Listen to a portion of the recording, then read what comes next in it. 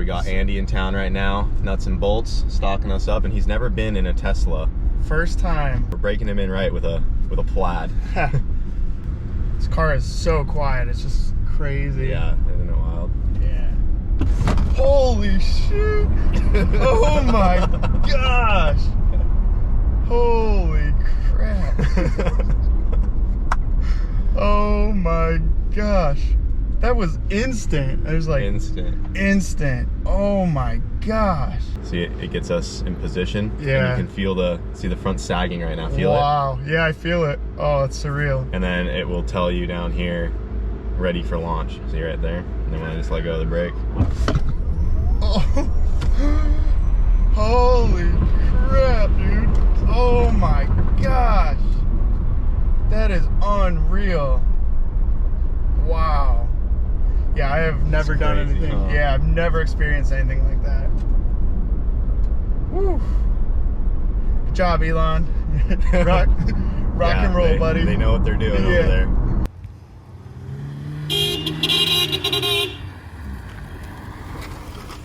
Unit. It's been a while, boys, but we're back. I got myself a brand new Miata. Just kidding. This is our new 2002 Honda S2000 Ap1. It's got the rev limiter all the way to 9,000. Sounds good. So yeah, I don't know. It just impulse buy, saw it on Marketplace. Always wanted an S2000. I just pulled the trigger on this thing. So this is our new daily for a little bit. Yeah, this thing's super clean. Yeah, I'm pretty pumped on it. The real question is, will it do a donut? Find out. Give her hell. Hopefully this clutch is good. Literally just bought it.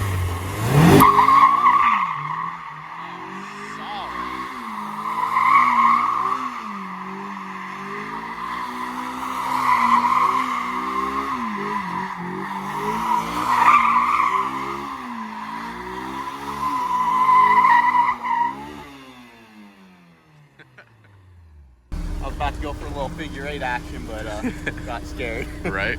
Yeah, dude, this thing's a ripper. 94,000 miles. I mean, look how clean this thing is, dude. The only experience I have with them is everyone that swaps these dashes into stuff. Yeah, look at that. We got the digital dash. That is prime tech for 2002. Yeah, this thing's pretty cool, man. I'm excited to kind of do some stuff to it in the future. Right now, we're going to leave it stock for a little bit. You guys kind of know the whole routine. Pick up a car, drive it, then we end up doing stuff to it. But yeah, this is our new S2000. Check this out. Big fancy. Ooh.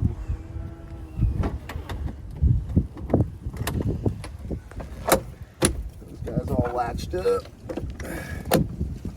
Pop the hood for you guys real quick. So, like I said, 94,000 miles. She is just starting to get broken in. And this should have a F20 in it. I'm not sure the exact engine code on this one. F20C, this is a 99 to 02 or 03, so this makes this AP1 S2000. Pretty cool fact about these is when they came out, they had the most power to liter out of any naturally aspirated engine until it got dethroned like 10 years later by a Ferrari 458. So pretty crazy how much power these make naturally aspirated. And these are like a K series. They make a ton of power, bone stock, maybe even a little more, I'm not too sure. But we've never messed with a F-Series engine, but it's a really well-designed motor. They make a ton of power, and the VTEC on this thing cracks really loud. I drove it on the way here, and I was just sitting there going, brah, brah, just cracking VTEC. It kicks in, yo. Figured it was only a matter of time before we picked up an S2000, because I've just been wanting to mess with one. We've kind of dabbled in every other Honda platform there is, so this is the only other rear-wheel drive one besides the NSX that we could, kind of get our hands on. So I'm pretty excited.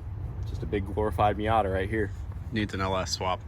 That would be pretty cool, or 2JZ. But yeah, the Fs can make a ton of power, and I'm sure we'll have some fun with it. All right, guys. So right now we got the MR2 on the lift because we are doing some upgrades to this thing. As you saw last time we had it out, we reset the MR2 record. We went a 7.5 at 192, which is insane.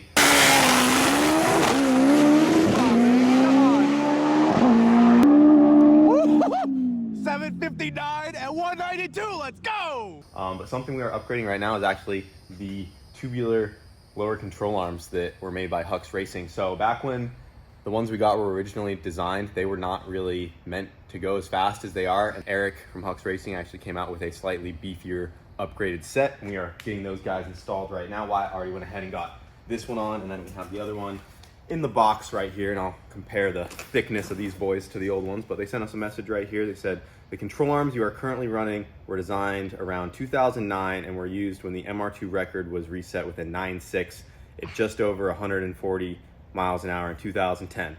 The 60 foots were in the 1.4s, and that was the goal back then. We knew the platform would evolve, but who would have guessed that the boosted boys would go this far? 7.5s at nearly 200 and 260 foots is crazy. Congrats.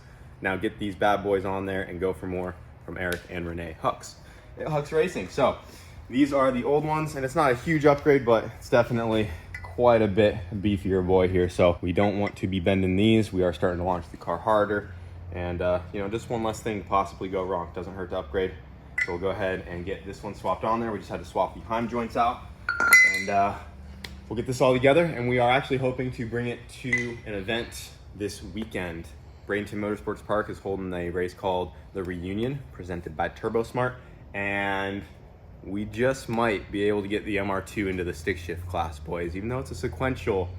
There's been a lot of talk. I've definitely been one pushing for it, that, you know, the sequential transmission does shift just like an H pattern in a way, because now with all the lockouts and stuff, people are saying that the sequential gives zero room for driver error, basically, and that there's a chance to mess up with the H pattern. But they got crazy lockout H pattern boxes now to where they're not messing up at all. You guys have seen me misshift this thing. It's still a clutch assisted car. It's no different from an H pattern with a dog box as far as how fast the shifts and stuff are. You still have to, you know, let off the clutch to leave at the tree, and the only difference is it's just all back instead of a single forward motion, then back. So I've been kind of pushing for it for a long time. Plus, we're only a little 4-cylinder, and I'm trying to get into the heavy hitter class with like Granis Racing. Their super runs like mid 6s at 200.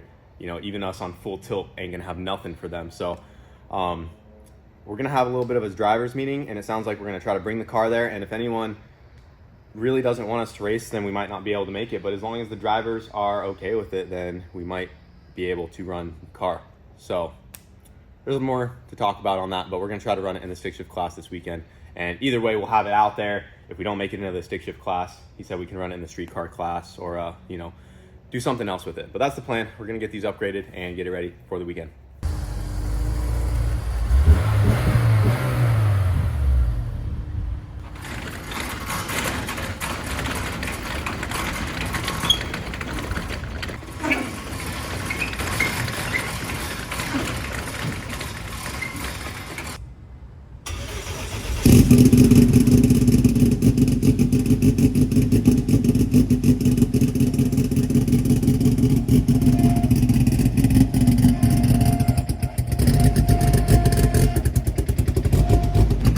I've only had the S2000 for one day, and now she's ready to go to the drag strip. Just kidding, boys. The MR2 is ready to go, though. Just got her all back together. Fresh oil change. Ready for the weekend. You're a killer. Tried to bamboozle him. Put the S2000 wheels on the MR2 real quick. They're both 5x114. Those would look pretty good on there. Yeah, no, the S2000 don't sound like that. It just sounds like this. But maybe one day it might. Look out, Brent, I'm coming for you. Taking a quick cruise in the S2000. Wyatt's behind me in the Porsche. We're gonna see which one's faster. I think the Porsche is gonna take it, but they're both around the same horsepower.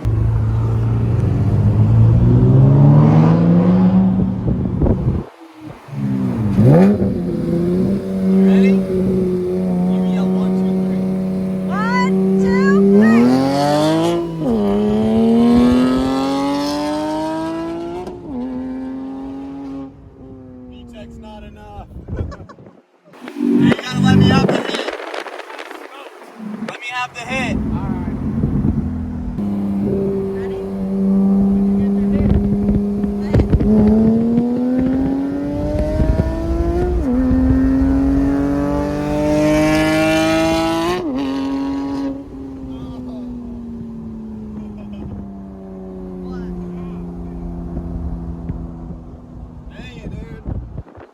turbo. Can't let that happen. Porsche is too fast. Hey, this thing actually is quick. Or that thing's just really slow. We need to do something about that. To be honest, they're both pretty slow. True. It's been a little while since we gave them an update on your race truck. Yep. It's just been sitting here. Been working away. You want to show them what you've been up to? Making some changes? Yeah, making some changes, trying to lose some weight on the truck and just get it better prepared for what we want to do with it. So one of the changes that I actually wanted to have done before I even had the truck out was going to a 10.5 inch rear differential instead of the one that's in the truck. The one that's in it is still the factory diff that came in the 03 Duramax, and they're super heavy. That's a beefy boy back there. Look at that it's thing. a unit. Does the job. It's worked well for us, but it's just extremely heavy. That thing's like 550 pounds. So You know you'll never break it at least. you'll never break that one. So yeah, it's just been heavy. So I wanted to go with this one. This is out of same truck, but not the HD version. So in like a 1500 04 GMC truck. They're just a little bit lighter, smaller ring gear. I was actually able to buy a spool and some 342 gears from a buddy of mine a while back for really cheap. Hooked it up on all that stuff. So it's been an upgrade I wanted to do, finally getting around to doing it. I also had the front diff out, didn't film anything on it, but it's got 342 gears in it now as well. Kind of re-geared it for better top end. Yeah, rear geared it, so you're pretty limited with mile an hour versus RPM in a diesel. So the old setup at 5,000 RPM, we could do like 152 miles an hour, which is not ideal. Now it'll do like 172 or something around there with the same RPM. So just some more top speeds. We're not having to rev the engine as high. But yeah, just that and a little bit of weight loss with the new diff. So that's pretty much it for the drivetrain. We also went ahead and rewired some stuff in the truck, got rid of the fuse boxes that were in it.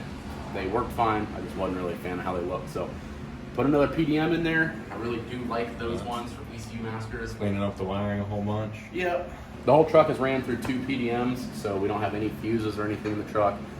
Really simple setup, and they've been really great to work with. So that's about it though. Oh, I also added a bump box, the smooth stage bump box tucked over there in the corner so that we can get the truck to bump into our deep stage better. If you guys saw the sick week videos, one day it bumped just fine, and the next day it about wheelied through the dang thing. So did that to be a little bit more repetitive and consistent on the tree. So yeah, it's about where we're at with it. Getting close to getting it back up and running, hopefully like another week here, and we'll be ready to take it back out to the track. Nice. You want to try to do some testing before Yeah, before UCC. the Ultimate Call Out Challenge? Yeah, so that's another thing is the truck will be out at Ultimate Call Out Challenge this year. If you guys want to come by and see us, I believe we're going to have a booth there, and we'll be racing the truck.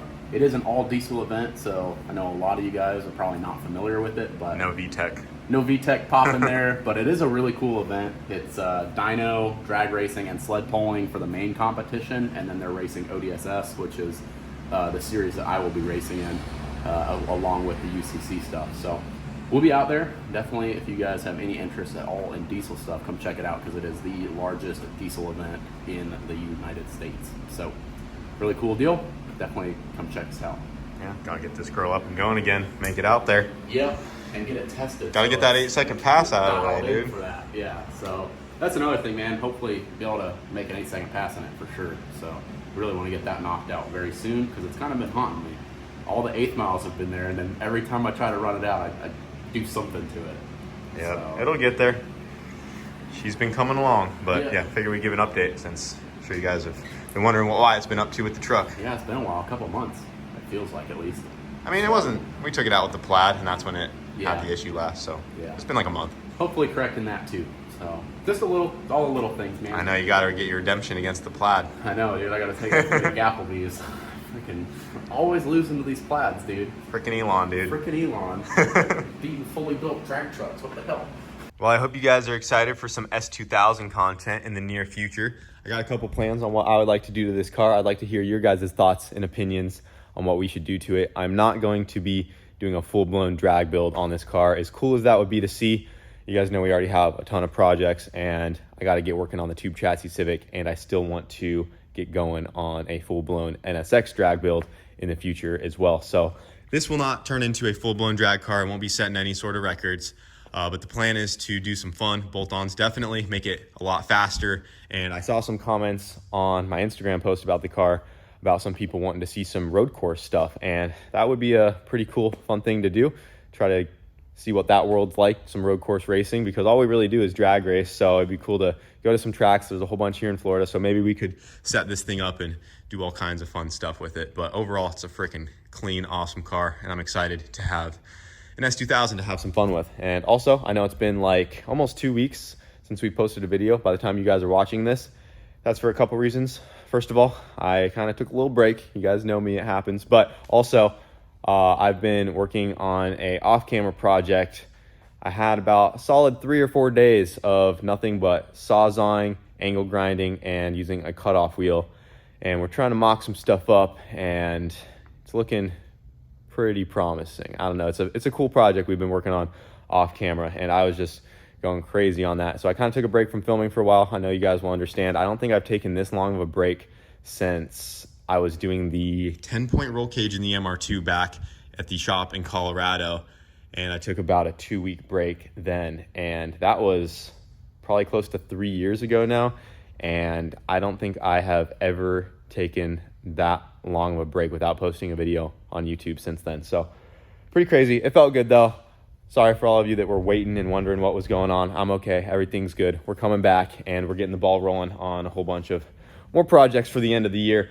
Something else I wanted to mention on the MR2 is that we are going to be getting a CO2 assisted parachute handle. So we're going to get that on before the event as well, because at the top end of the track on that 750 pass, the car got a little squirrely, and most of that was due to me driving the car with one hand on the wheel the entire fourth gear, because I was getting ready for the parachute, which makes it a lot harder to drive because I'm not focused on the steering wheel at that point. I am then looking for the chute handle, and I'm just not as zoned in on keeping the car dialed in straight. So before the event, we are having a CO2 kit delivered hopefully by tomorrow to get on the car and get that on there, and then she should be all ready to go. I didn't have any problem stopping other than that. We do want to do a brake upgrade on this car in the future as well, but we still have plenty of room to stop. We also have a brand new parachute going on this thing because that one has seen a whole bunch of use and it is getting pretty old. So we are touching on the safety components and we are keeping that stuff in mind. And I do want to do a brake kit in the future because that's one of the final things we need to do to the car, especially preparing for a billet block to go in that thing, which I don't know if I'm ready for that, boys. It's already going so fast. But yeah, we're back, boys. Hope you guys enjoyed today's video, and we'll see you later.